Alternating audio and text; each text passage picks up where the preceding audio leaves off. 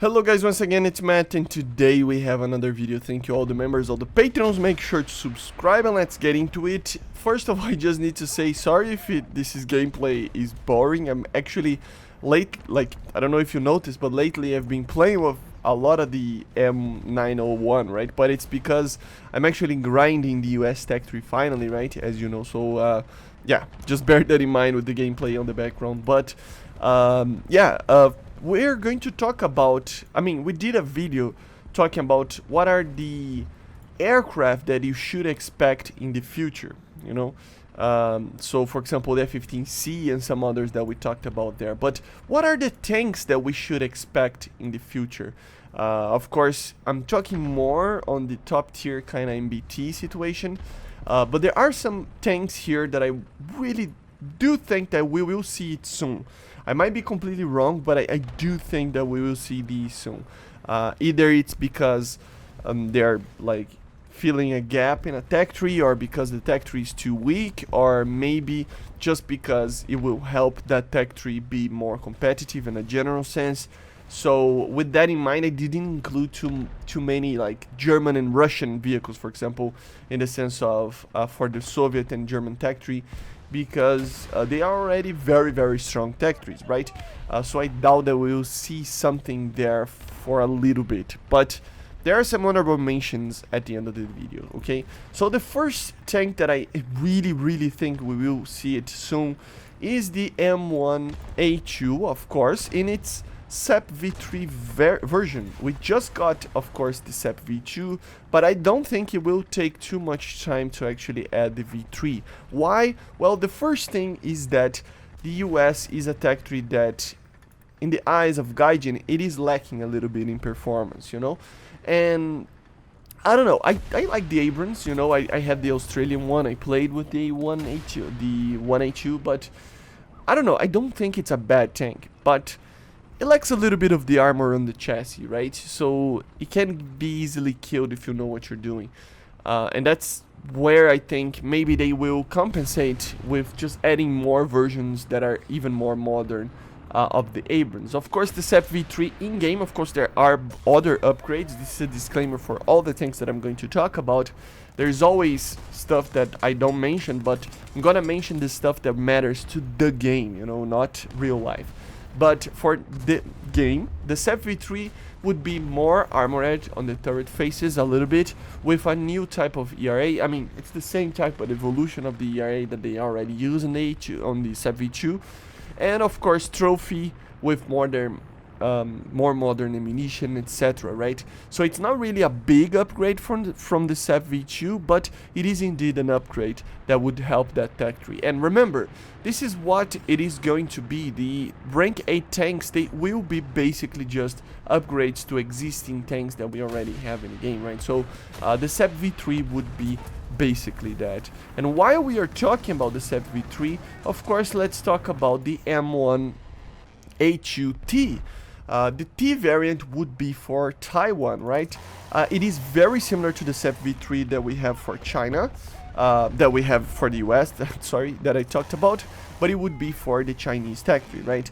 The main two differences is that instead of using depleted uranium armor, it is using the FMS export armor, and it doesn't have trophy apparently, according to most sources, right? So it would be another MBT for China, which is, I think, always going to be welcomed, since the Chinese, they don't have a lot of options from what we already have in the game, right? And remember, even though they are very interesting tanks, the Type 99s and stuff, they're not very hard to kill. So sorry about that. Jesus Christ, my cell phone just fell. But yeah, I should not mess with my cell phone while I'm doing this, right? But still, so I do think it's going to be a tech tree that could receive something like that very soon. Of course, there is always going to be a Leopard, but there is the Leopard 2A7HU, right? This would probably be coming for Italy. The Leopard 2A7 Plus made for Hungary, right? So the Hungarian subtree is already there, so why not add a 2A7 for Italy? It would really help, and I think it's absolutely necessary, since the top tier rank or like rank 8 tank for Italy is the Ariete, which it can be good, but you know what it is. You know what an Ariete is. It's a glass cannon, right now. So it really doesn't have any armor, and I think the 2A7 could be a very good addition for it.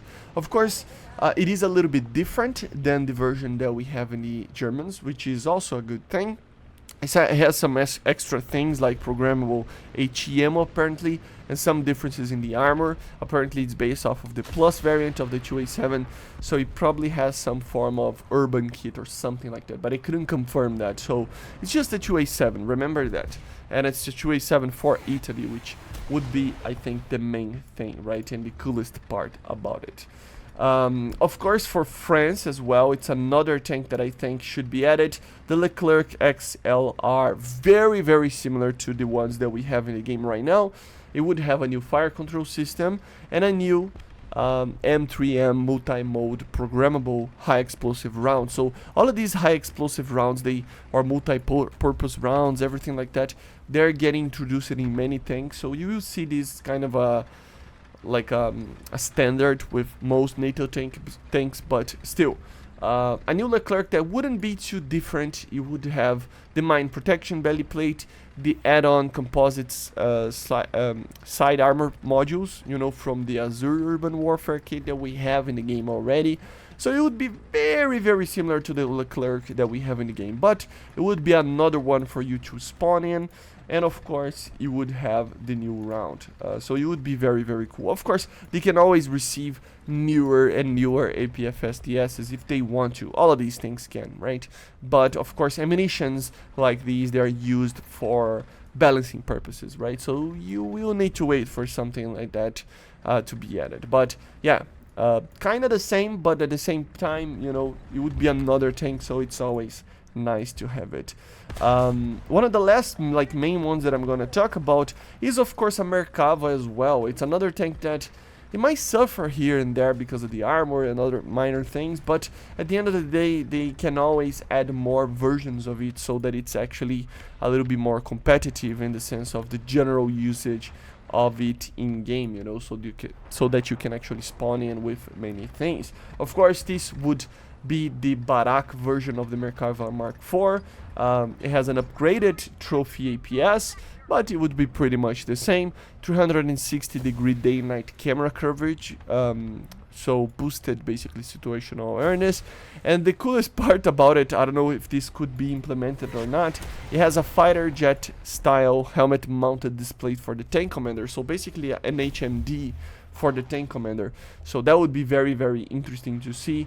It comes from the same company, I think it's Urbit, right, that does the helmet mounted displays that the Israeli use for the jets as well. So it would be very, very cool to see something like that being added, since it's not a tank that would be particularly amazing in the armor side of things. At least having like a little bit of a difference, and even a difference from the normal Mark 4M, right, would be already very, very cool. So yeah, these would be the main ones, guys. But of course, there is always some honorable mentions that I need to talk about of tanks that we might see. You know, the ones that I talked about before, I think they're very, very likely, just like highly likely, that we will see it in the soonish future.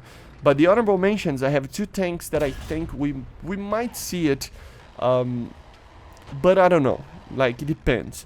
The first one would be, of course, the modernized version of the BVM, the one that is being used in a certain war right now, right? It wouldn't change too much, it's just some minor upgrades to it, but the thing is that thing, if I'm not mistaken, is already found in the files, or it was leaked by Olivia or something. So it is kind of likely that we will see that tank, even if it's an event vehicle or something. So a modernized BVM. So that would be cool, but you know, let's wait and see. And of course, that 2A7, another 2A7 for Germany, we might see something like that, especially if the Hungarians, Italians, you know, receive a 2A7 Plus.